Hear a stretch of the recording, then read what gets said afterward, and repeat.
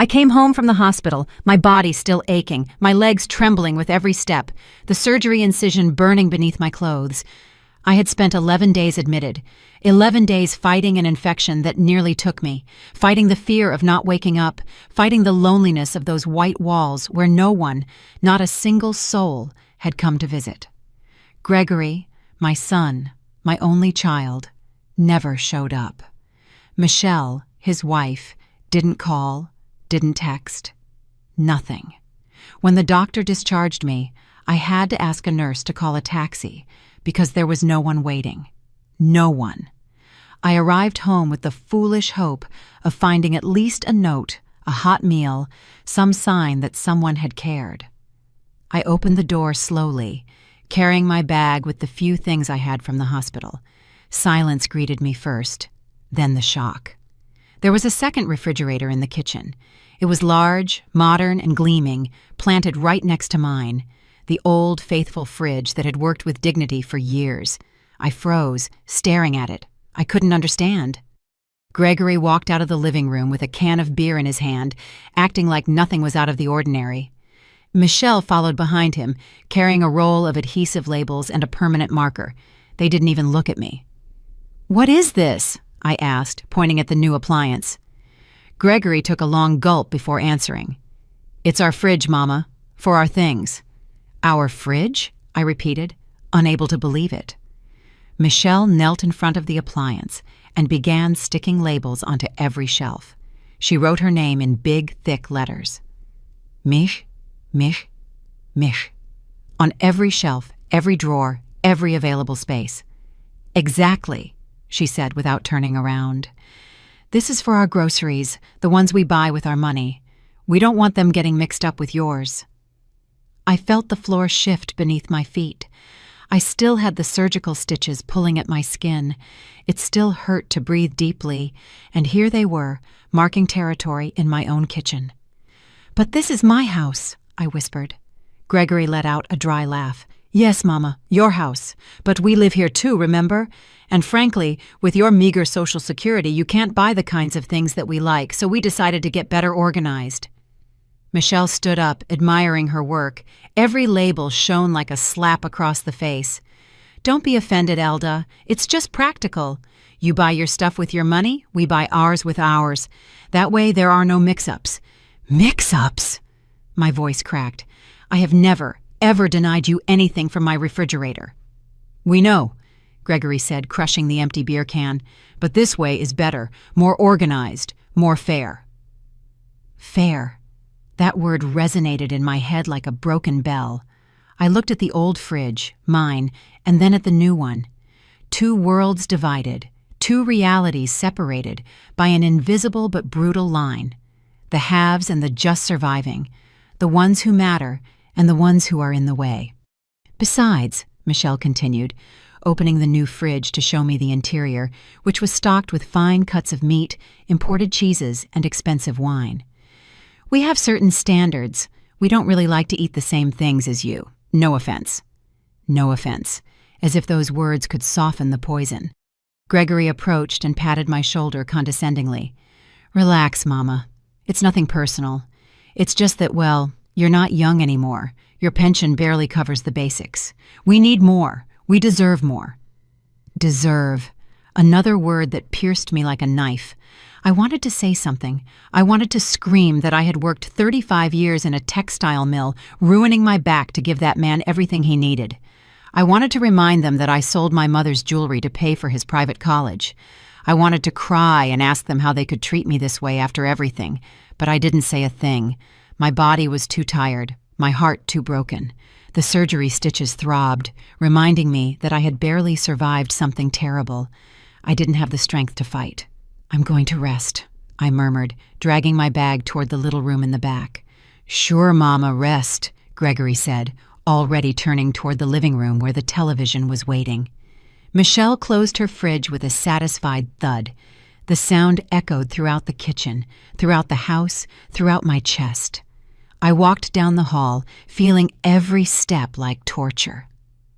The back room was tiny, barely fitting a twin bed and an old dresser. It used to be my sewing room. Now, It was my exile. Gregory and Michelle had moved in a year ago. "Just until we find something better," they'd said. They never found it. Instead, they gradually took up more and more space. First my master bedroom, then the living room, then every corner of what had once been my home. And I let them, out of love, out of fear of being alone, out of the stupid hope that things would get better. I sat on the bed, and the tears finally fell. Hot, bitter, silent. From outside I heard their laughter, the television blaring, the sound of the new refrigerator opening and closing, the clinking of wine glasses. They were celebrating. I didn't know what. Maybe they were celebrating finally putting me in my place. Maybe they were celebrating that they no longer had to pretend respect. Maybe they were celebrating that the inconvenient old woman had accepted her fate without a fight. I lay down slowly, every muscle protesting. I closed my eyes, but I couldn't sleep. The images kept playing like a cruel movie, the fridge with the labels, Michelle's satisfied smile, Gregory's glacial indifference, the words they had thrown at me like stones. "Your meager pension. We don't want to mix our things with yours. You're not young anymore. We deserve more." Every phrase was another nail in the coffin of our relationship. Every word confirmed what I already knew deep down but refused to accept. To them, I was no longer a mother. I was a burden, an obstacle, someone to exploit until the last drop was squeezed out. And the worst part was, I had allowed it, year after year, abuse after abuse, humiliation after humiliation. But something shifted in that moment. Something broke inside me as I lay on that narrow bed, in that dark little room, in that house that no longer felt like mine. A decision began to form, slowly, firmly, inevitably. I opened my eyes in the darkness, and a certainty filled my chest. They had made a mistake, a terrible mistake. They thought I was weak. They thought I had given up. They thought they could do whatever they wanted without consequences. But they were wrong. In the morning, when they woke up, they would see something they would never forget. In the morning, they would learn who Elda Johnson really was, and that lesson would cost them everything. I couldn't sleep that night. Every time I closed my eyes, I saw those labels. Meek, meek, meek, like cattle brands, like declarations of ownership over something that never belonged to them. I stared at the cracked ceiling, listening to their laughter coming from the living room. They were watching some program, drinking wine from that new fridge, enjoying their small victory over the useless old woman, because that's what I was to them now. A useless old woman with a miserable pension.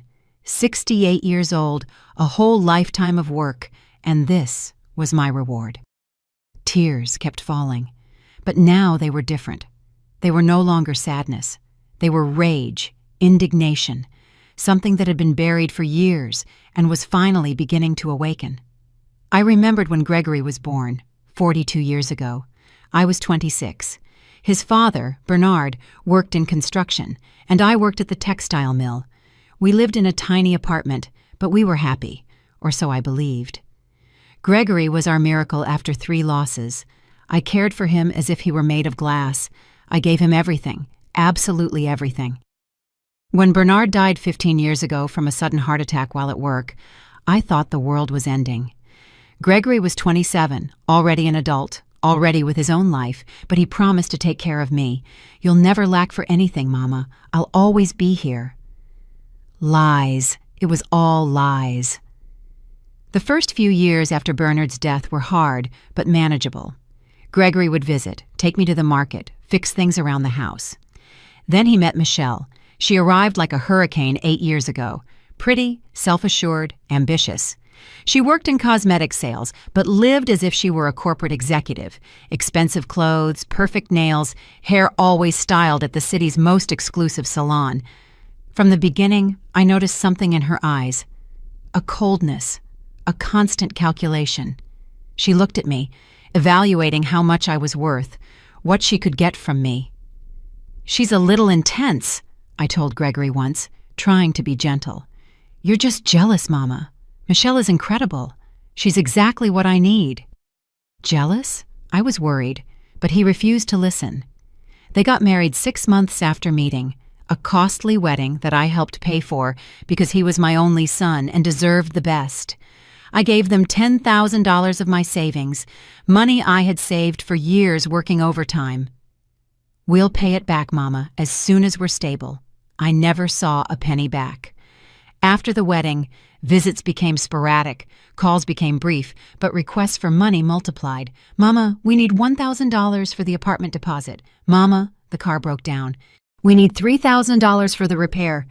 "Mama, Michelle needs urgent dental work. It's $5,000. Always urgent, always necessary, always presented with guilt if I hesitated. "You don't want your son to have a decent roof over his head? Would you rather we drive a dangerous car? Do you want Michelle to suffer with a toothache?" And I paid, over and over again, because he was my son, because a mother's love has no limits, because I was afraid that if I said no, they would disappear from my life forever. When I retired 2 years ago, I thought I could finally rest. 35 years at the textile mill had left me with arthritis in my hands, chronic back pain, and a pension of $800 a month. It wasn't much, but it was mine. Bernard, my late husband, had left me this small but paid-off house in a quiet neighborhood, my refuge, my security. Then the pandemic hit, and everything changed. Gregory lost his sales job. Michelle lost hers too.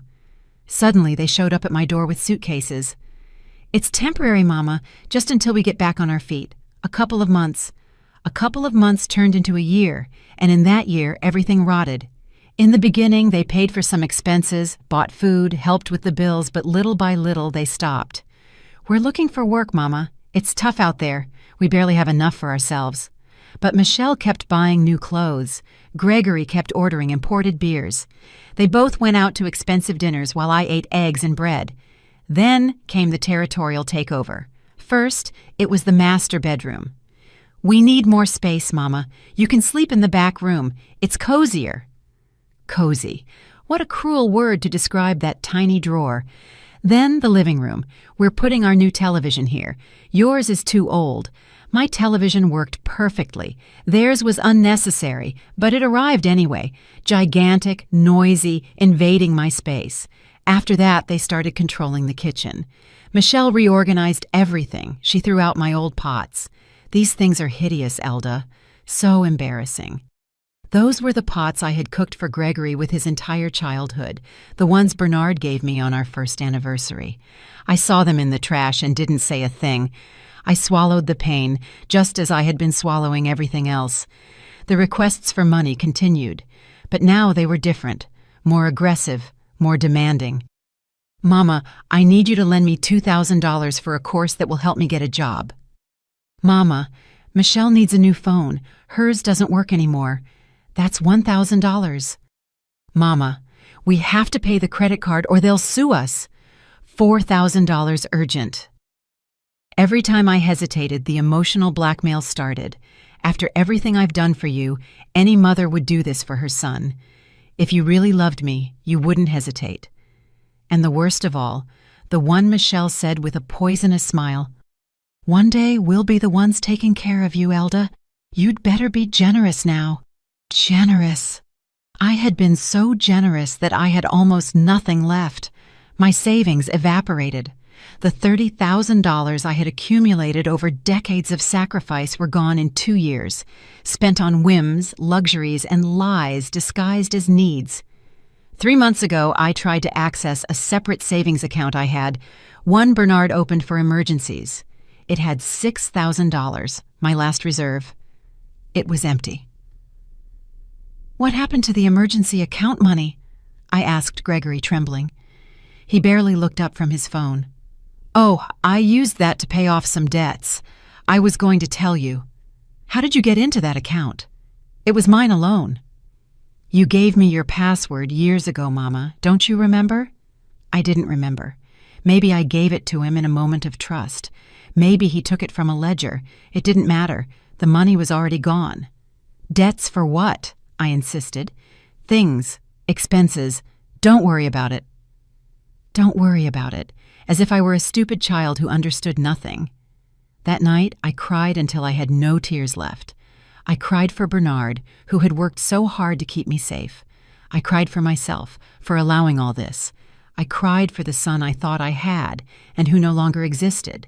And now, after 11 days in the hospital fighting for my life, without them showing up even once, I returned to find this: a divided refrigerator, labels marking their contempt, words confirming what I already knew.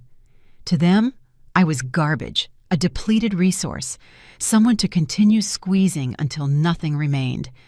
I sat on the bed and took a deep breath, ignoring the pain of the stitches.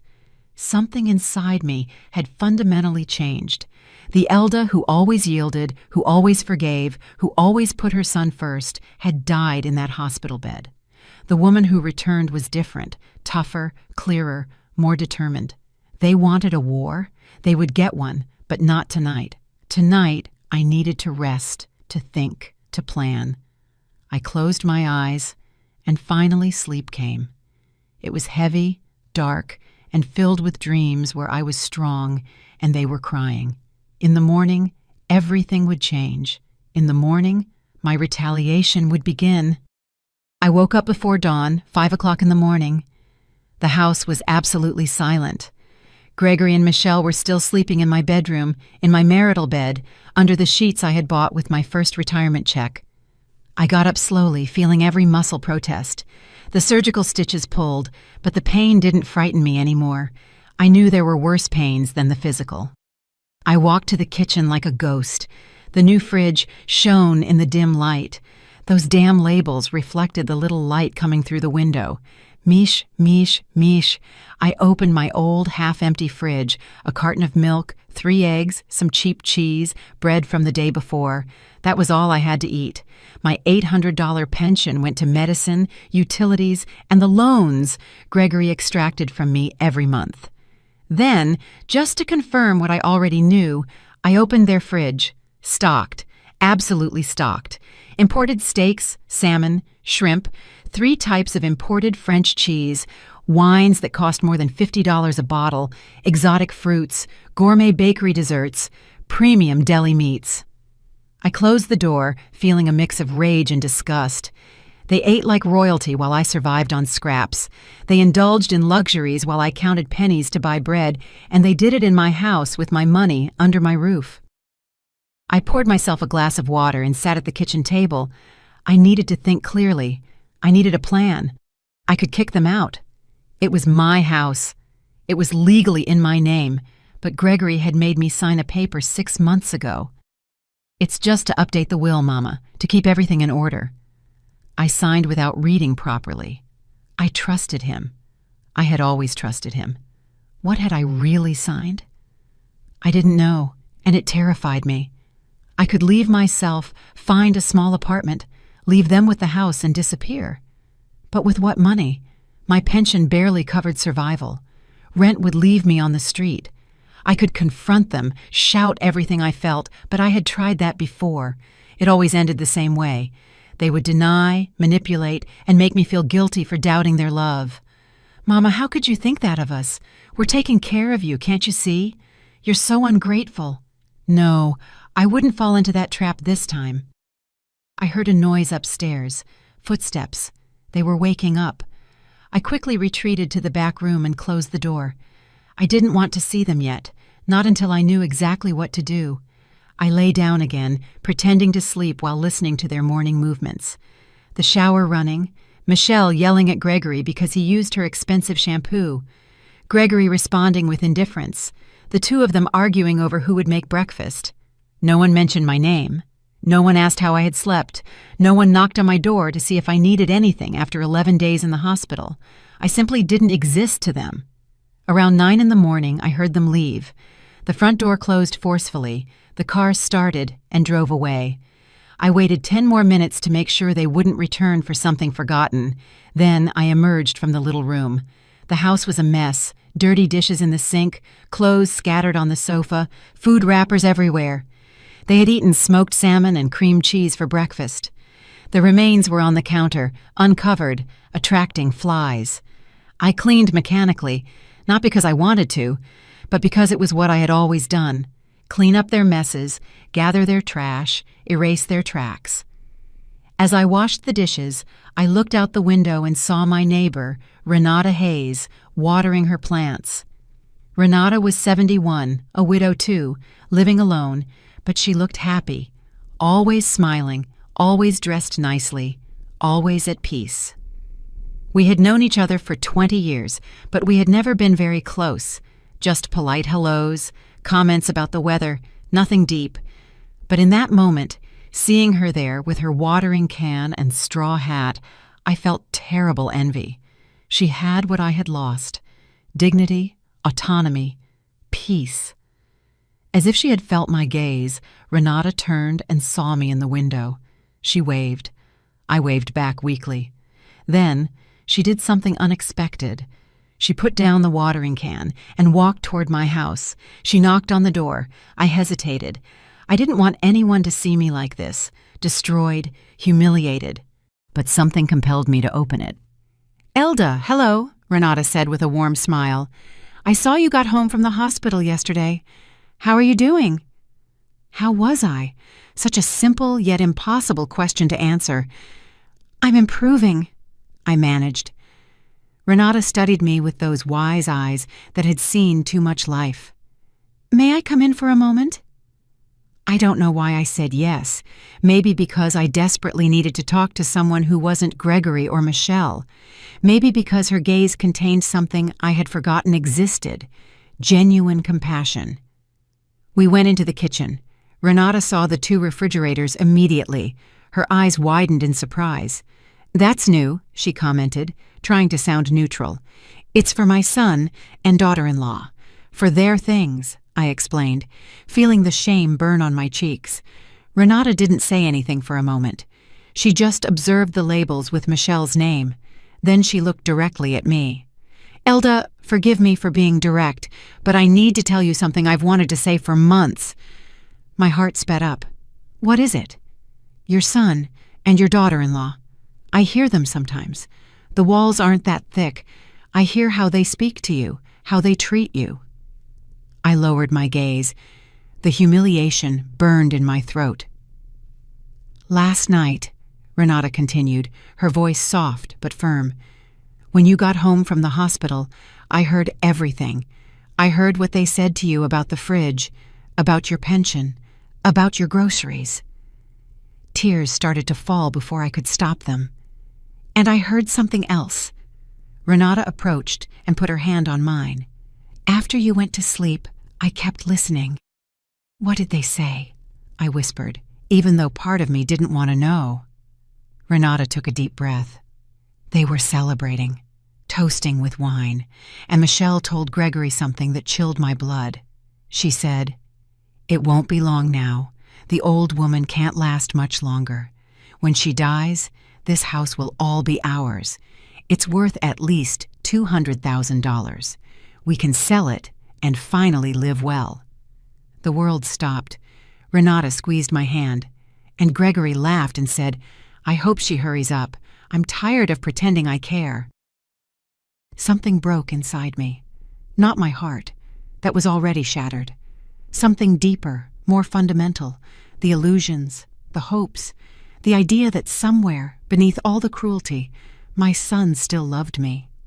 "There's more," Renata said. "I've seen things, strange movements. 2 weeks ago, I saw Gregory leaving the bank with papers. He looked nervous, and Michelle has been getting large packages, boxes and boxes. She sneaks them into the house when you're not around." "What kind of boxes?" "I don't know, but they're many, and they look expensive. Designer brands." My mind started working. What were they hiding? What else had they concealed from me? "Elda," Renata looked at me seriously, "you have to investigate. You need to know what they are really doing, because something tells me it's much worse than you imagine." She was right. I knew it in my bones. "I don't know how," I admitted. "I don't know where to start." "I'll help you. I have a friend, Ignatius Miller. Iggy. He's a retired lawyer, but still very active. He likes to help with cases like this. Family abuse cases." Family abuse. I had never thought of it as abuse, but that's exactly what it was. Exploitation, mistreatment. "Would you talk to him?" Renata asked. I thought about Gregory, about all the times I had trusted him, about all the times he had failed me. I thought about Michelle, her fake smiles, her fridge labels, her venomous words. I thought about myself, the woman I was, the woman I deserved to be. "Yes," I finally said, my voice firmer than it had been in years. "Yes, I will talk to him." Renata smiled. "Good. I'll call him right now. He can come this afternoon while they are out." She took out her phone and dialed. She spoke in a low voice, explaining the situation. Every word she said made me feel more real, more valid, more seen. She hung up and looked at me with determination. "He'll be here at 3 o'clock. Bring everything you have, bank statements, documents, anything you've signed, everything." I nodded. For the first time in years, I felt something akin to hope. Renata stood up to leave, but before she did, she hugged me. A strong, maternal hug, the kind of embrace I hadn't received since Bernard died. "You're not alone, Elda. Not anymore." When she left, I stayed seated in the kitchen, looking at those two fridges, but now I saw them differently. They were no longer symbols of my humiliation. They were evidence of cruelty, abuse, and systematic exploitation. And soon, they would be the proof I needed to take back my life. The hours until 3 in the afternoon dragged on like years. I moved through the house like a detective in my own home, searching for documents, papers, anything that could serve as evidence. I started with my room, or what used to be my room. The master bedroom now belonged completely to Gregory and Michelle. Entering felt like invading enemy territory. I opened the door slowly. The room smelled of Michelle's expensive perfume.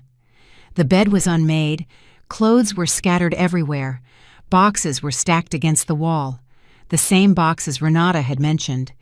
I went closer to examine them. They were from luxury brands, shoes, purses, designer clothes. Each box represented hundreds, maybe thousands of dollars. Where had they gotten that money? I opened the closet. More new clothes, dresses with the tags still on, expensive suits. Michelle had at least 20 pairs of heels that cost more than $300 each. Gregory had watches, 4 designer watches lined up in a special box. One looked like a Rolex. It was probably a fake, but even the good imitations cost $1,000. How could they have all this if they were supposedly unemployed? If they supposedly didn't have money to help with the house expenses? I checked the drawers of Gregory's nightstand. Chargers, headphones, crumpled papers, receipts. I took the receipts, expensive restaurants, bars, online shopping. One was from a casino. $500 lost in a single night 3 weeks ago. I tucked the receipts into my pocket. In Michelle's drawer, I found credit card statements. 3 different cards, all with huge debts. One had a $2,000 balance, another $8,000, the third $5,000. $25,000 in credit card debt. But what chilled my blood was seeing another card, one I didn't recognize. The statement had my name, Elda Johnson. Credit limit, $20,000. Current balance, $19,800. I had never applied for that card. My hands shook as I read the charges. Furniture, electronics, clothing, restaurants, travel, all signed with my name, but nothing used by me. Gregory had opened a credit card in my name without my permission and had used it to the limit. That was fraud. That was a crime. I took the statement and kept looking. I found more papers, contracts, loans, all with my signature. When had I signed all this? I tried to remember. Gregory constantly put papers in front of me. "Sign here, Mama. It's for the insurance. Sign here, Mama. It's to renew the house registration. I need your signature for this bank procedure." I signed without reading. I trusted him. He was my son, and he had used that trust to steal from me, to indebt me, to financially destroy me. I found one paper that left me breathless. It was a home equity loan application. My house, the house Bernard left me. Gregory had tried to use the house as collateral for a $50,000 loan. The application was marked pending approval. It hadn't been processed yet, but the intention was clear, cruel. They wanted to take my house, not wait for me to die. Take it now. I gathered all the papers I found and took them to the back room.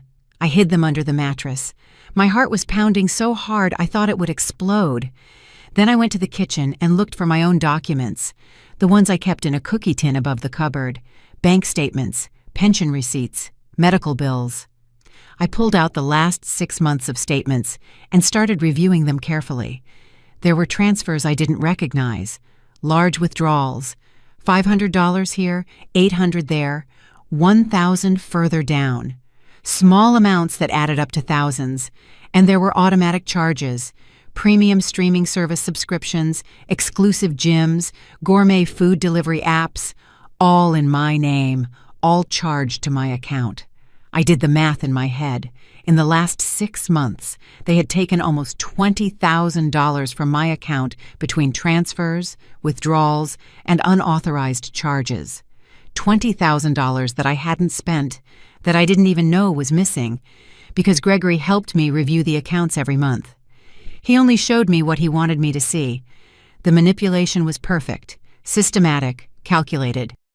At 2:30 in the afternoon, I organized all the documents into a folder, papers that proved fraud, theft, financial abuse, exploitation of an elderly person, because that's what I was now, a vulnerable elderly person being exploited by her own family. At 3 o'clock sharp, Renata knocked on the door. She was accompanied by a tall man, about 65 years old, with perfectly combed gray hair and eyes that conveyed intelligence and kindness. "Elda, this is Ignatius. Ignatius, this is Elda." Ignatius extended his hand. His handshake was firm but warm. "A pleasure, Elda. Renata told me about your situation. I want you to know that I am here to help you pro bono. This is personal for me." "Personal?" I asked as I invited them to sit at the kitchen table. "My mother went through something similar years ago," Ignatius explained, his face shadowing. "My brother financially exploited her until she had nothing left. When we finally found out, it was too late. She died feeling betrayed and ruined. I swore I would help other people in her situation to honor her memory." His words touched me deeply. I wasn't alone. Other families had lived this. Other mothers had been betrayed by their children. "Show me what you found," Ignatius said, taking out a notepad. I placed all the documents on the table, one by one. The bank statements, the fraudulent credit cards, the unauthorized loans, the receipts for excessive expenses, the home equity loan application. Ignatius reviewed every paper with professional attention. His expression hardened with each document. "This is serious, Elda, very serious," he finally said.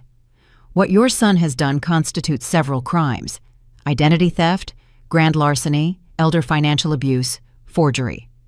"Can he go to jail?" I asked, feeling a mixture of horror and satisfaction. "He could, if you decide to press criminal charges. But first, let's talk about your options." Ignatius took out a pen and started writing. "Option 1. Family confrontation. You show them what you know, demand they stop the abuse, and negotiate a repayment plan for what was stolen. This is fast, but rarely works. Abusers usually deny, manipulate, and continue." I knew he was right. Gregory would deny everything. Michelle would cry and make me feel guilty. "Option 2, Ignatius continued. "Civil legal action. You sue for the money stolen. You request restraining orders. You force them to return everything plus damages. This takes time, but it is effective." "How much time?" 6 months, maybe a year, but you would eventually recover your money." "And option 3? Ignatius looked directly at me.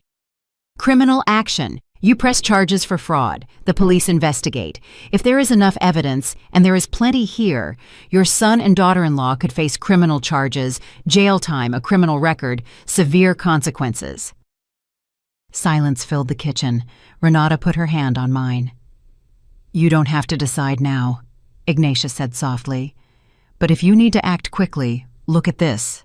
He pointed to the home equity loan application. "If this is approved, you could lose your house. We need to block it immediately." "How?" "First, we go to the bank early tomorrow. You cancel all the authorizations you gave Gregory.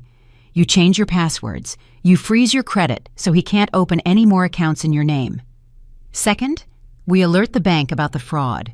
We dispute all the unauthorized charges. Third, we put the house in a trust to protect your property." It all sounded so complicated, so overwhelming. "I know it's a lot," Ignatius said, as if reading my thoughts, "but I will guide you every step of the way. You are not alone in this." "And meanwhile," I asked, "they're still living here? Still stealing from me?" "That is your decision. Legally, you can start an eviction process. As the homeowner, you have that right, but it takes weeks. Or you can confront them right now, tell them you discovered everything and they have to leave." The idea terrified and thrilled me at the same time. "What would you do?" I asked him. Ignatius thought for a moment. "I would document everything first. I would take photos of the boxes, the expensive clothes, the fridge with the labels. I would gather all the possible evidence. Then, when you are ready, when you have everything legally protected, then I would confront them from a position of strength, not weakness." It made sense. Perfect sense. "Is there anything else I need to know?" Ignatius added. "Renata mentioned she heard your daughter-in-law talking about waiting for your death to take the house." I nodded, the pain still fresh. Those kinds of comments can be used in court, especially if we are talking about elder abuse with the intent to exploit until the end. It is an aggravating factor. "How do we prove she said it?" Renata timidly raised her hand. "I can testify. I heard everything clearly." "Perfect," Ignatius said. "An independent witness enormously strengthens the case." We reviewed everything for 2 more hours. Ignatius took copies of all the documents. We made a list of immediate actions. We planned every step. When we finished, I felt different, stronger, clearer. For the first time in years, I felt like I had control over my life. Ignatius and Renata left around 5 o'clock. Gregory and Michelle would be arriving soon. I put all the original documents into a bag and gave it to Renata to keep at her house. I couldn't risk them finding them. At 6 o'clock, I heard the car arrive. Voices, laughter, the door opening. I took a deep breath and walked out of the back room. It was time to start fighting. Gregory and Michelle walked in carrying shopping bags, bags from expensive stores, brands I could never afford. They were laughing about something one of them had said in the car. They saw me standing in the living room, and their laughter died, as if my presence ruined their good mood. "Hey, Mama," Gregory said, without emotion. "What are you doing standing there?" "We need to talk," I replied, trying to keep my voice steady. Michelle rolled her eyes. "We're tired right now. It was a long day." A long day of shopping with money they didn't have, or rather, with money they did have. Mine. "This is important," I insisted. Gregory sighed dramatically. "Fine." "What is it?" I wanted to scream everything I had discovered. I wanted to throw the papers in their faces, but I remembered Ignatius's words. Document, protect, then confront from a position of strength. "I want us to go to the bank together tomorrow," I said, measuring every word. "The bank? What for?" Gregory dropped the bags on the sofa. "I need to review my accounts. Strange things have been happening. Charges I don't recognize." I saw something flash across Gregory's eyes. Fear, guilt. It disappeared so fast, I almost thought I'd imagined it. "It's probably your medicines, Mama, or the utility bills. You know how it is." "No, it's other things. Large transfers. I want to review it with you." Michelle crossed her arms. "Elda, don't offend Gregory. He's been helping you with your finances because you don't understand any of that stuff." "You don't understand any of that stuff." Another way of calling me stupid, incapable, useless. Precisely why I want to go to the bank. To understand better. I replied, maintaining my composure. Gregory exchanged a look with Michelle. Something silent passed between them. "I can't go tomorrow. I have a job interview," he said quickly. "An interview where?" "At a tech company. Very important. I can't cancel." A lie. I could see it in how he avoided my gaze, in how his hands moved nervously. "Then the day after tomorrow," I suggested.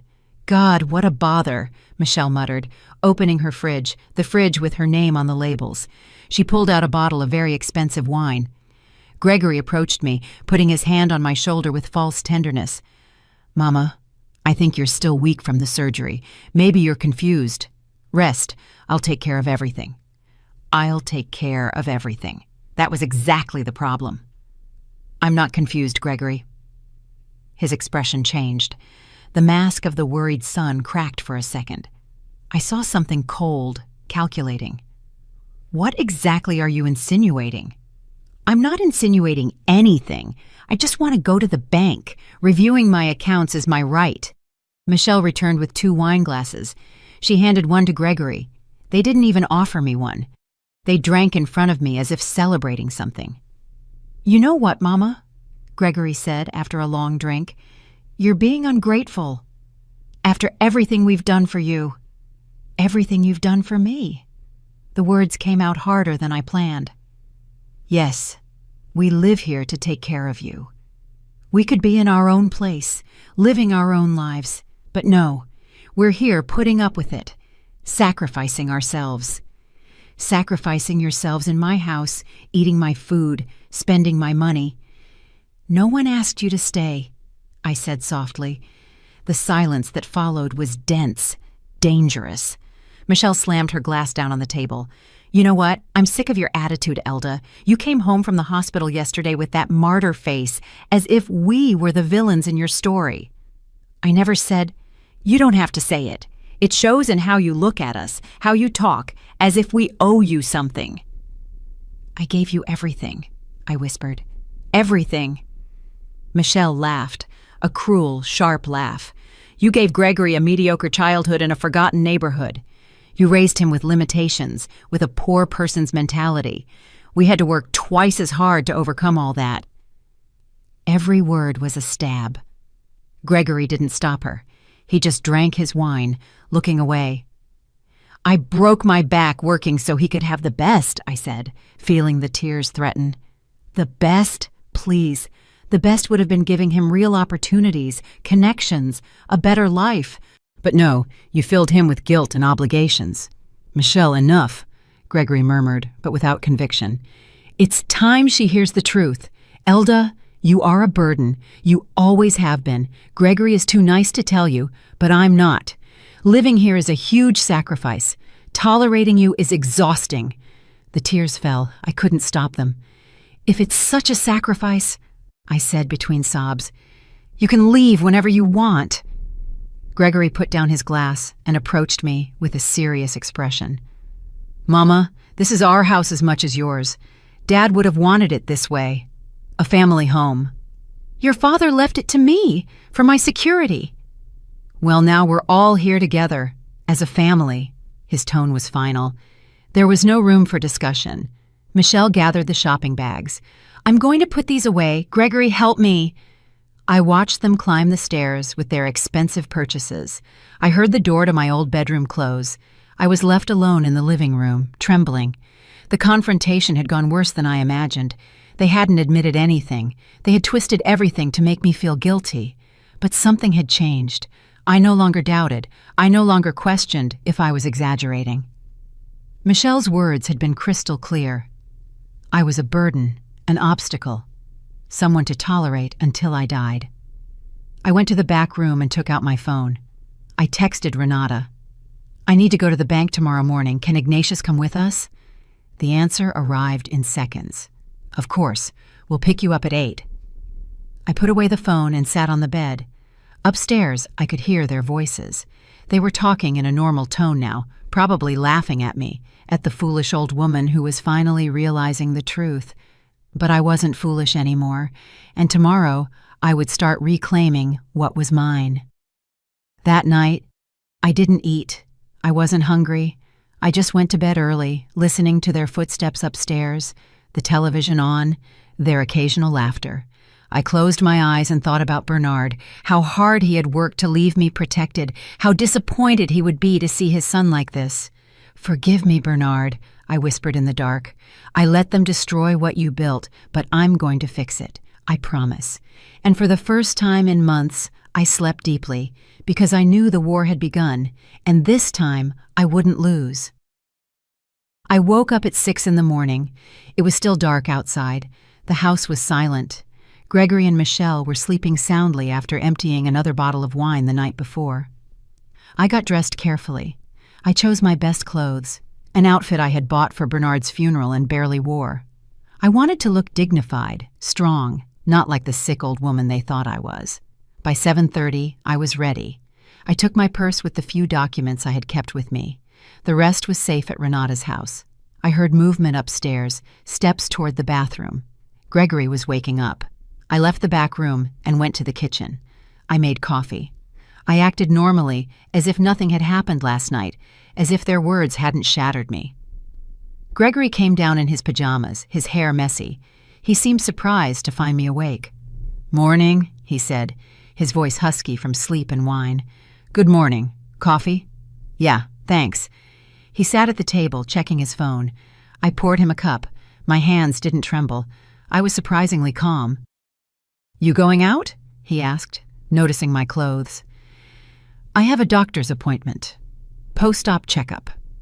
A lie, but a necessary one. "Oh, you want me to take you?" "No, Renata is taking me. We already arranged it." Gregory nodded, losing interest immediately. He returned to his phone. At 8 o'clock sharp, I heard the horn outside. Renata had arrived. "I'm leaving now," I announced, picking up my purse. "Take care, Mama," Gregory said without looking up. I walked out of the house, feeling every step like a liberation. The cool morning air filled my lungs. Renata was in her car. Ignatius was in the passenger seat. "Good morning, Elda." Renata greeted me with a warm smile. "Ready?" Ignatius asked. "Ready," I replied, climbing into the back seat. The bank was a 20-minute drive away. On the way, Ignatius reviewed the plan. "First, we'll talk to the manager. We'll explain the fraud situation, request copies of all transactions from the last 2 years. Then, we'll cancel any authorizations they have over your accounts. We'll change passwords and finally set up security alerts to prevent future fraud." It sounded simple when he said it, but my stomach was in knots. We arrived at the bank just as it opened. The building was modern, with large glass windows. We walked in, and Ignatius headed straight for the customer service desk. "We need to speak with the manager. It's an urgent matter of bank fraud." The employee, a young woman with a professional expression, looked at us seriously. "One moment, please." She disappeared behind some doors.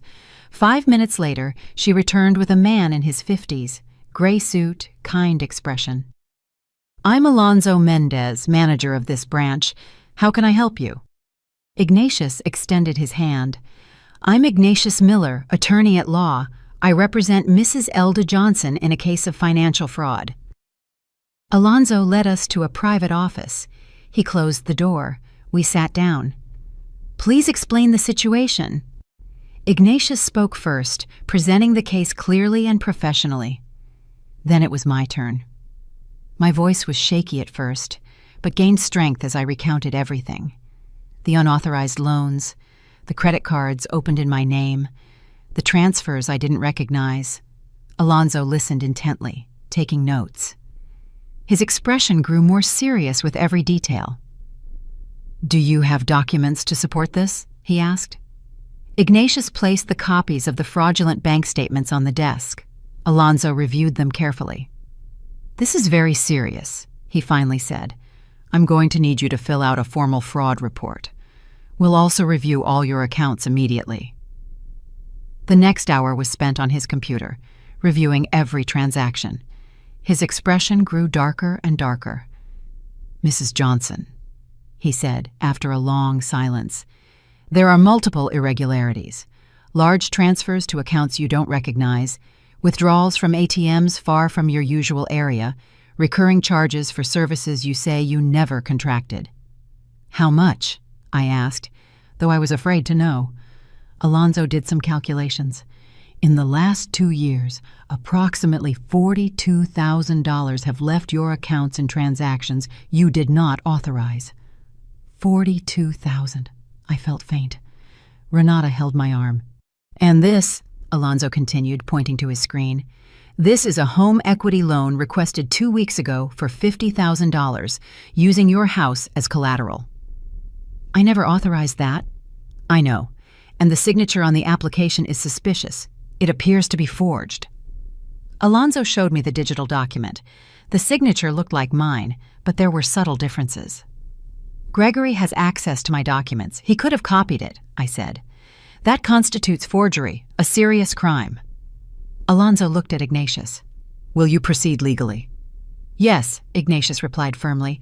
"We will be pressing criminal charges." Alonzo nodded. "I am freezing that loan immediately. It will not be processed, and I am initiating the fraud protocol to recover the stolen funds from your accounts." Another hour passed filling out forms, signing declarations, changing passwords, canceling authorizations. Alonzo removed Gregory's name from all my accounts. He no longer had access. He could no longer touch my money. The credit cards opened in my name without authorization would be canceled. The debts would be disputed. "You are not responsible for paying fraud," Alonzo explained. "And the money they already took? The $42,000? The bank will initiate an investigation. If fraud is confirmed, which seems very likely, your son and daughter-in-law will have to return it with interest or face criminal charges." We left the bank 3 hours later. I carried a thick folder with copies of everything: fraud reports, detailed bank statements, clear evidence of every crime. In the car, Renata hugged me. "You did so well, Elda." "This is only the beginning," Ignatius said. "Now comes the hard part, confronting them." "When?" I asked. "When you are ready. But I suggest it be soon, before they find out you went to the bank." I looked out the window. The street sped by, normal people living normal lives, families who truly loved each other. "I want to do it today," I said suddenly. "Tonight, when they get back from work or wherever they go to pretend they work." Ignatius smiled. It wasn't a happy smile. It was one of approval, of respect. "Then tonight it is. We will be with you. You will not face this alone." We returned home around noon. Gregory and Michelle were out. Renata and Ignatius came inside with me. They looked at the 2 fridges, the labels with Michelle's name, the luxuries throughout the house, the expensive clothes, the new appliances. "All of this," Ignatius said, gesturing around, "was bought with stolen money. It's all evidence." He took out his phone and started taking pictures of the fridges, of the designer clothing boxes in the master bedroom, of the receipts we found, of everything. "We need to document the lifestyle they lead versus the income they claim to have," he explained. "This proves they are living on illicit funds." We spent the afternoon preparing the confrontation. Ignatius wrote down key points. Renata made tea and forced me to eat something. By 5 in the afternoon, the plan was ready. At 6, we heard the car arrive. Renata and Ignatius positioned themselves in the living room. I stood by the door. Gregory and Michelle walked in, laughing. They froze when they saw the visitors. "What's going on here?" Gregory asked, his tone immediately defensive. "Sit down," I said, my voice firmer than I expected. "We need to talk." "Mama, what is this? Who is he?" Michelle pointed at Ignatius. "I am Ignatius Miller, attorney for Mrs. Johnson." The color drained from Gregory's face. "Attorney? Mama, what did you do?" I took a deep breath. This was the moment. There was no turning back. "I found out everything, Gregory. Everything." The silence that followed was deafening. Gregory and Michelle stood frozen in the entryway, their faces moving from shock to confusion and finally to poorly disguised fear. "Found out what?" Michelle asked, trying to sound indignant, but her voice cracked. Ignatius stood up. He had that presence that only experienced lawyers possess. Authority without needing to shout. Mr. Gregory Johnson and Mrs. Michelle Harris, you are being accused of financial fraud, theft, forgery of documents, and elder abuse." Gregory let out a nervous laugh. "What? This is ridiculous. Mama, what did you tell these people?" "The truth," I replied. "I told them the truth you've been hiding." "What truth? I haven't hidden anything." Ignatius opened his briefcase and pulled out documents. He placed them on the coffee table, one by one, like a prosecutor presenting evidence. Capital One credit card opened in Elda Johnson's name on March 15th of last year. Current balance $14,800. "Did you authorize this card, Mrs. Johnson?" "No," I replied firmly. "That was a bank error," Gregory shouted. "I was going to tell you, Mama." "When?" I asked. "When you couldn't pay it anymore?" Ignatius continued. "Citibank personal loan, $5,000. Requested in Elda Johnson's name 1 year ago. Money transferred to Gregory Johnson's account. Did you authorize this loan?" "No." Michelle stepped forward. "Elda, you're confused. You signed those papers. We explained everything to you." "You explained it to me?" My voice rose. "When? When you put papers in front of me and told me to sign without reading?" "We explained every single thing," Michelle insisted. "Lie," Renata intervened from her chair. "I've heard them. I know how they operate." Michelle looked at her with pure hatred. "You meddling old woman! This is your fault. You filled her head with ideas." "No one filled my head with anything," I said. "You showed me who you really are." Ignatius held up another document. Home equity loan application against the property located at 122 Magnolia Lane. Forged signature. "That is a federal crime." Gregory paled completely. That loan was for investment, to grow the money, for everyone, for all of us." "You lied," I exploded. "You didn't even visit me when I was in the hospital. I came home from the hospital and you put up a separate fridge because my food isn't good enough for you." "That has nothing to do with this," Michelle screamed. "It has everything to do with it. It shows exactly how you see me, as trash, as someone to exploit until I die." No one said that. Gregory tried to approach, but Ignatius stepped between them. "Yes, they did," Renata said. "I heard them. The night she came home from the hospital, Michelle told Gregory, 'It won't be long now. When the old woman dies, this house will be ours. It's worth $200,000. Michelle turned on Renata, furious. "That's a lie! I never said that!" "You did," Renata confirmed calmly, and Gregory responded, "I hope she hurries up. I'm tired of pretending I care." The words fell like bombs. Gregory opened his mouth, but nothing came out. His eyes filled with panic. That was taken out of context," he finally muttered. "What context justifies wishing your mother's death?" I asked, tears falling freely now. "Now, Mama, I don't want you to die." "Of course not.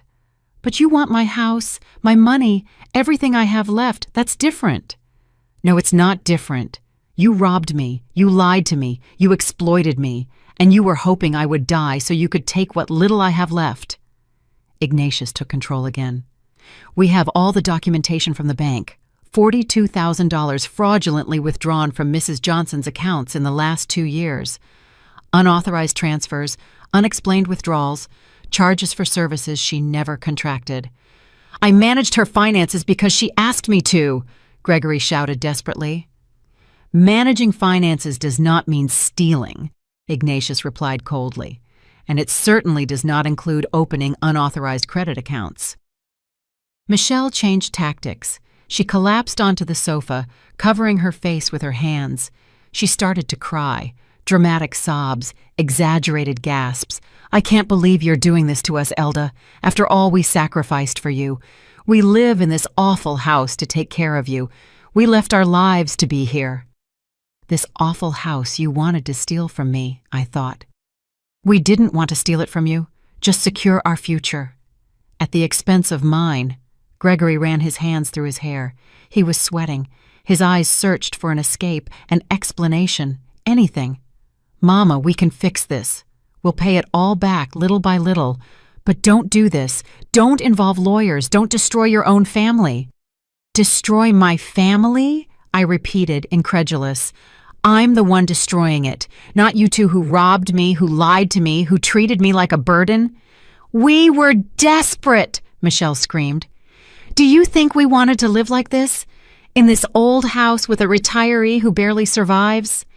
Then why didn't you leave? No one forced you to stay. Because we had nowhere to go. Michelle stood up. The tears were gone. Now there was only rage. Do you know how much rent costs? Do you know how hard it is to get a job? We had no choice. There is always a choice. The choice was not to rob me, not to exploit me. Ignatius intervened again.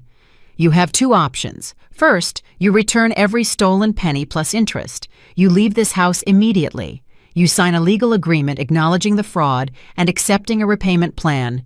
We do not press criminal charges. And the second? Gregory asked, his voice dead. The second is that we press criminal charges. Fraud, forgery, elder abuse.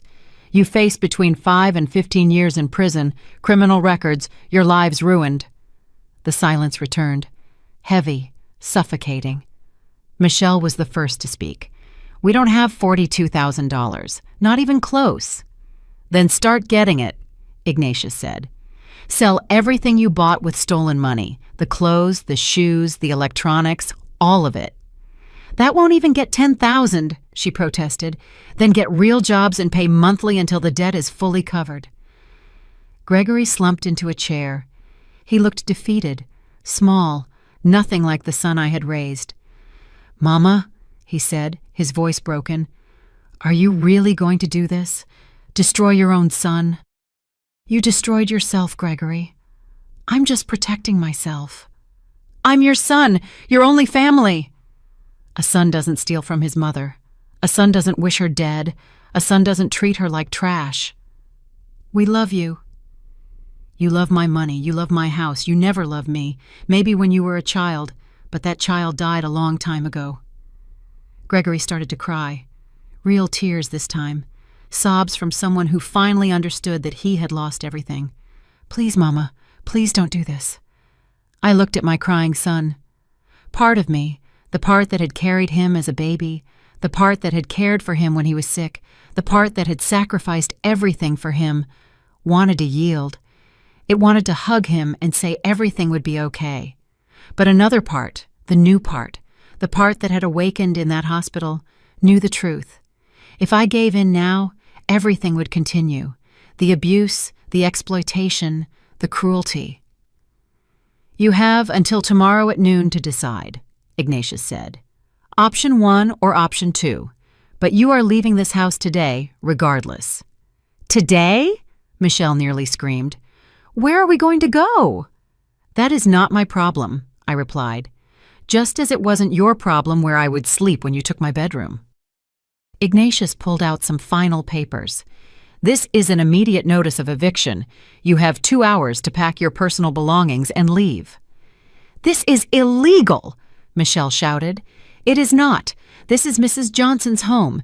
You are unauthorized occupants. Legally, I can call the police right now to escort you out. Gregory looked at me with pleading eyes. Mama, please. But I didn't say anything. I couldn't. If I spoke, I would break. Renata stepped forward and took my hand. Her silent support gave me strength. Time is running, Ignatius said, looking at his watch. 2 hours. Michelle ran up the stairs. Gregory followed more slowly, looking at me one last time. In his eyes, I saw many things. Rage, fear, pain. But I didn't see real remorse, and that told me everything. The next 2 hours were the longest of my life. I heard their movements upstairs, drawers violently opening, closets being emptied, Michelle screaming, Gregory responding with a broken voice, the sound of things being thrown in anger. Renata, Ignatius, and I stayed in the living room, waiting, watching, making sure they didn't take anything that didn't belong to them. Are you okay? Renata asked, squeezing my hand. I wasn't. I was destroyed inside, but I also felt something strange, something I hadn't felt in years. I was reclaiming my dignity. I will be, I replied. After 40 minutes, Michelle came down, dragging a suitcase. Her face was red from crying, or from rage, probably both. I need to get things from the kitchen, my utensils, my dishes." "The dishes belong to the house," I said firmly. "You are not taking anything that was here before you arrived." "I bought those plates with stolen money. They stay." Michelle gave me a look filled with pure hatred. "You miserable old woman. You ruined your son's life. You ruined him as a child with your poverty, and now you ruin him as an adult with your selfishness." Every word was designed to hurt me, to make me doubt, to destroy me. But it didn't work anymore. "No. You ruined your own lives with your decisions. I am only protecting myself." "Protecting yourself?" Michelle let out a hysterical laugh. "From what? From your own family? You'll end up alone, Elda. Completely alone. Because that's what you are. A bitter old woman who pushes everyone away." "I'd rather be alone than surrounded by thieves." Michelle furiously opened her fridge, the fridge with her labels. She started pulling things out, wine bottles, expensive cheeses, meats. She put everything into shopping bags. "This is mine. I bought this with my money." "Go ahead," I said. "Take it all." Ignatius observed every move, taking notes, photographing what they took. Everything documented. Gregory came down with 3 large suitcases. He looked aged, as if he had lost 10 years in 2 hours. "Mama, for the last time reconsider. We are family." "Family doesn't steal." "We made mistakes. Yes, I admit it, but we can fix it. Give me a chance." "I gave you thousands of chances. You squandered every one of them." He started carrying the suitcases toward the door. Michelle was still emptying the fridge. She seemed determined to take every last bit of food. When she finished, the new fridge was completely empty. Only the labels with her name remained. Mish, mish, mish, like reminders of their arrogance. "Where will they go?" Renata asked softly. "We have friends," Michelle replied bitterly. "People who do appreciate us, unlike this woman." "Then go to the people who appreciate you," I said. They made 3 more trips. Clothes, shoes, electronics, the giant television they had bought. They loaded everything into the car. On the last trip, Gregory stopped at the door. He looked at me one last time. "One day you'll regret this, Mama. When you're alone in this empty house, when there's no one to take care of you, when you realize you needed us." "I don't need you. I never needed you. I just needed you to respect me, and you never did." Michelle walked past him, carrying the last bag. "Let's go, Gregory. This place smells like poverty and resentment." Gregory followed her. The car was packed with their belongings. They got in. The engine started. I watched them drive away through the window. The car disappeared around the corner. And just like that, after a nightmare year, they were gone. My legs gave way. I sat on the sofa, and the tears started to fall. Not of sadness. It was liberation, relief, pain, all mixed into a cry that came from the deepest part of me. Renata hugged me. "It's over. They're gone." "You did the right thing," Ignatius added. "I know it hurts, but you did the right thing." I cried for 10 minutes. I let everything out. Years of pain, humiliation, silent abuse. When I finally calmed down, I looked around. The house was in disarray. Open drawers, things scattered, traces of their presence everywhere. But it was mine again. "What happens now?" I asked. Ignatius opened his briefcase. "Now we wait for their decision. Tomorrow at noon, we'll know if they choose option 1 or option 2. And if they don't respond, then we automatically proceed with criminal charges. We already have everything. The bank will file its own fraud complaint. This is serious, Elda. Very serious." I nodded.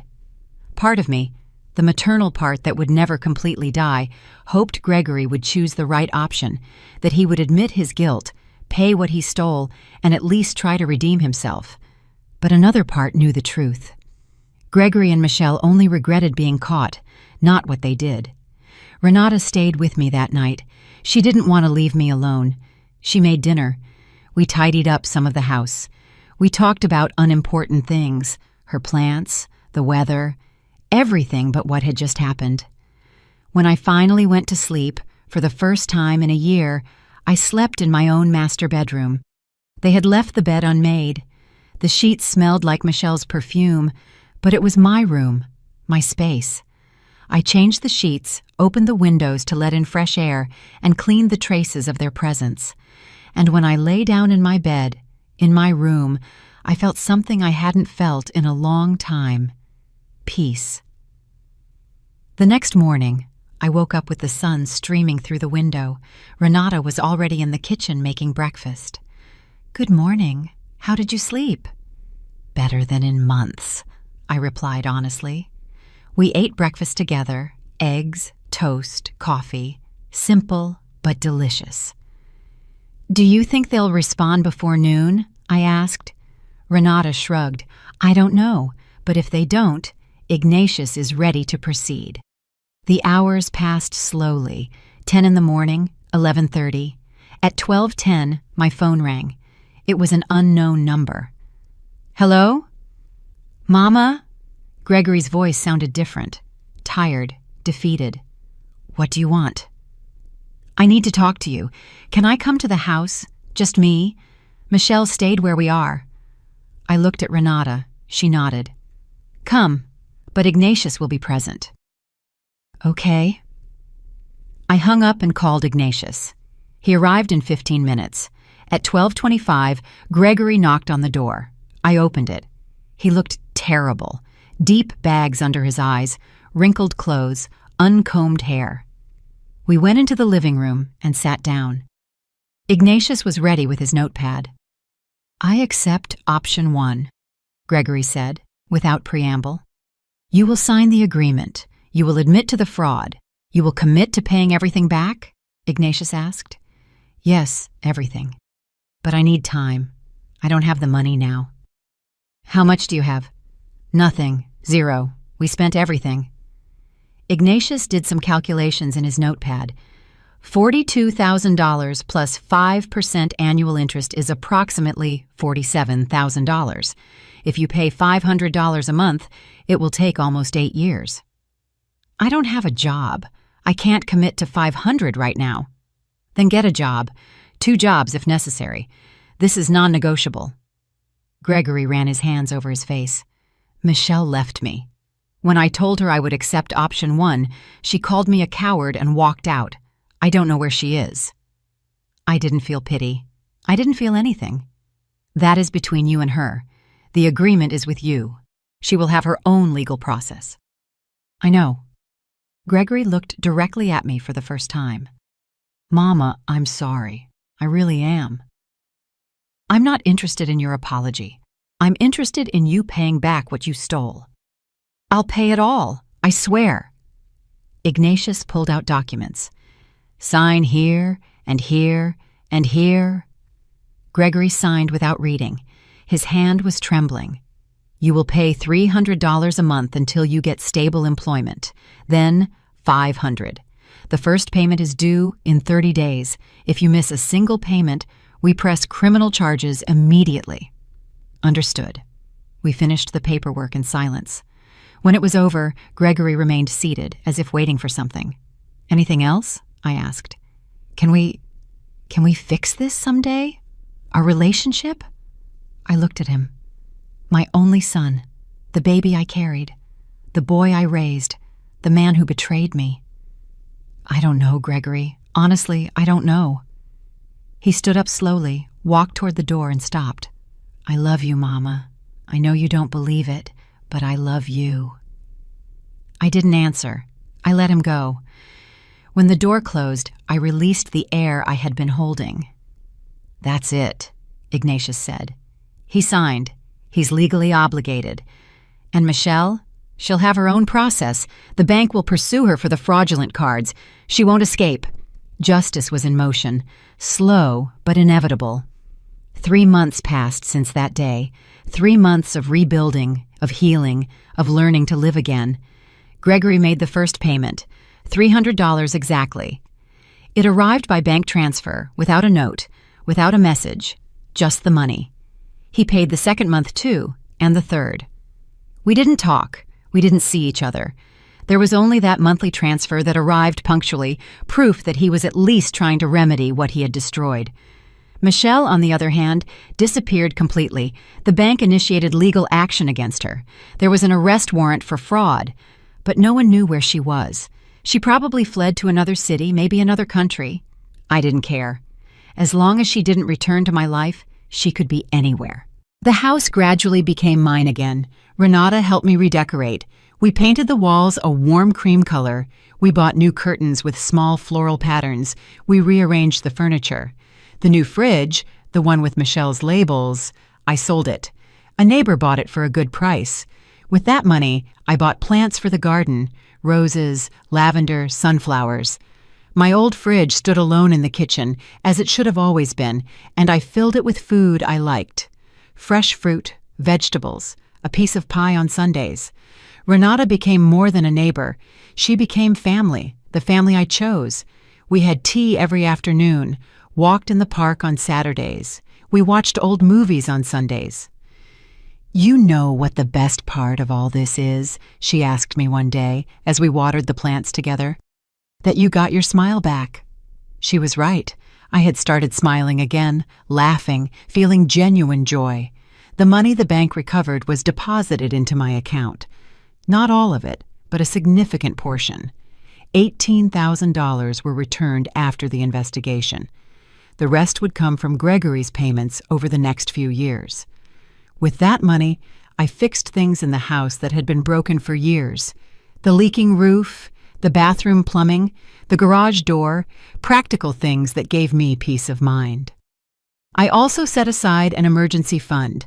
I had learned my lesson. I would never be financially vulnerable again. Ignatius still visited occasionally, always professional, but also warm. He helped me organize my legal documents to create a real protected will that no one could manipulate. "Your house will go to whomever you decide," he explained. "And I've put protections in place so no one can change this without your physical presence and mental capacity evaluation." Thank you, Ignatius, for everything. It's an honor to help you, Elda. You are stronger than you thought. Maybe he was right. I had discovered a strength I didn't know I possessed, the strength to set boundaries, to say no, to protect myself. One day, 4 months after everything, I was in the garden pruning the roses when I saw a car park in front of my house. My heart raced. Gregory? Michelle? But no, it was a young woman in her 30s with a small boy by the hand. She approached timidly. "Mrs. Johnson?" "Yes, that's me. My name is Nydia. Well, this is hard to say. I'm Gregory's new girlfriend." The world paused for a second. "He told me everything about what he did, about how he hurt you." Nydia looked down. "I wanted you to know that he is changing. Truly. He has 2 jobs now. He's paying his debts. He's going to therapy." I didn't know what to say. "I'm not here to ask you to forgive him," Nydia continued. "I know that's your decision. I just wanted you to know that he's trying, and that, well, he has a son." I looked at the boy. He must have been about 4 years old. Big, curious eyes. "His name is Bernard, after his grandfather." Tears came without warning. A grandson. Gregory had a son and never told me. "When?" "He's 4 years old. Gregory and I were together before he met Michelle. We broke up. I raised Bernard alone. 2 months ago, Gregory sought me out. He told me everything about his life, his mistakes. He wanted to know his son." The boy looked at me with those innocent eyes. "You're my grandma." My heart broke and healed at the same time. "Yes, little one. I'm your grandma." Nydia smiled softly. "You don't have to decide anything now. I just wanted you to know." They left after a few minutes, but that encounter left me thinking for days. Could I ever forgive Gregory? I didn't know. The damage had been profound. The betrayal still cut deep. But now there was a grandson, an innocent child who was not at fault. Renata found me crying that afternoon. I told her everything. "What are you going to do?" she asked. "I don't know. Part of me wants to close that door forever. Another part. Another part remembers that Gregory was a good boy once, before everything went wrong. You don't have to decide today or tomorrow. Take your time. And so I did. I took my time. 2 months later, on my 69th birthday, I received a letter. It was from Gregory, handwritten, several pages long. In it, he didn't ask for forgiveness. He didn't justify himself. He just talked about his process, his therapy, his work, his relationship with his son, his regrets. At the end, he wrote, "I don't expect you to forgive me, Mama. I don't deserve it. I just want you to know that every day I try to be the man you raised, the one who was lost for so long. I love you. I have always loved you, even if my actions said otherwise." I put the letter in a drawer. I didn't reply. I wasn't ready yet, but I didn't throw it away either. Another month passed. Renata organized a small party at my house. She invited neighbors, friends from her book club. The house was filled with laughter, human warmth, people who genuinely enjoyed my company. I looked around and realized something. I wasn't alone. Michelle had said I would end up alone, but she was wrong. I was surrounded by people, by real affection, by genuine respect. That night, after everyone left, I sat in my room, in my house, my home. I thought about the entire journey since that awful night when I came home from the hospital and found that dividing fridge, from the humiliation, the abuse, the betrayal, to this moment of freedom, dignity, and peace. I had learned so many difficult lessons. That love cannot come with conditions, that family is not just blood, that setting boundaries is not selfishness, it is survival, that asking for help is not weakness, it is bravery. I had learned that I deserved respect, that my life had value, that my well-being mattered. And most importantly, I had learned that it is never too late to defend yourself. It is never too late to reclaim your dignity. I picked up my phone. I wrote a short message. "Gregory, I received your letter. I am not ready to see you yet, but I would like to meet Bernard formally when you and I are ready to talk like adults. No lies, no manipulations, just honesty." Think about it. I sent the message before I could regret it. It wasn't forgiveness. Not yet. Maybe it would never be complete forgiveness, but it was a first step. It was something. His response arrived minutes later. "Thank you, Mama. Whenever you are ready. No pressure. I love you." I turned off the phone and looked out the window. The moon shone over my garden. The flowers I had planted swayed in the breeze. Tomorrow would be another day, with its challenges, its joys, its surprises. But I would face it from a different place, from my strength, from my peace, because I had learned the most important lesson of all, that true family is not the one that makes you feel small. It is the one that helps you grow. Real love does not exploit. It supports. And sometimes the greatest courage is simply saying, "Enough." I went to bed that night feeling something I hadn't felt in years. Hope. Not to return to the past, that past was dead, but to build a future, one where I mattered, where my voice was heard, where my boundaries were respected. And as I drifted off to sleep, I smiled, because finally, after so long, I had come home. Not to a physical house, but to myself, and that was the greatest victory of all. Did you like my story, and which city are you listening from? Let's meet in the comments. If you liked the story, you can support me by sending a super thanks so I can keep bringing more stories like this. Thank you so much for your sweet support. I'm looking forward to your comments on the story. On the screen, you can see 2 new life stories that I highly recommend. There's so much more on my channel. Don't forget to subscribe. See you in the next life story with love and respect.